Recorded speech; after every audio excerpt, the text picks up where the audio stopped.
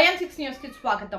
ఏడాదిలోపే cantonment నియోజకవర్గాన్ని MLA Shri Ganesh ప్రత్యేక చొరవ తీసుకుని ఎంతో అభివృద్ధి చేశారని కాంగ్రెస్ పార్టీ సీనియర్ నాయకుడు ఈపూరు వినోద్ కుమార్ అన్నారు.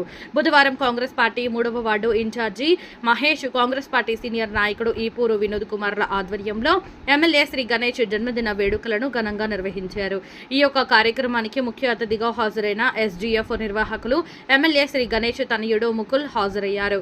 ముకుల్ను స్థానిక కాంగ్రెస్ పార్టీ నాయకులు ఘనంగా శాలువాతో సన్మానించి శుభాకాంక్షలు తెలిపారు.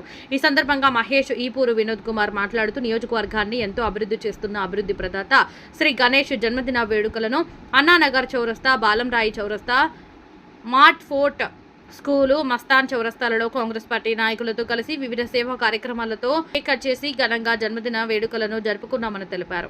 ఎమ్మెల్యే శ్రీ గణేష్ ఇలాంటి జన్మదిన వేడుకలు మరెన్నో జరుపుకోవాలని, నియోజకవర్గాన్ని మరింత అభివృద్ధి చేయాలని కోరారు.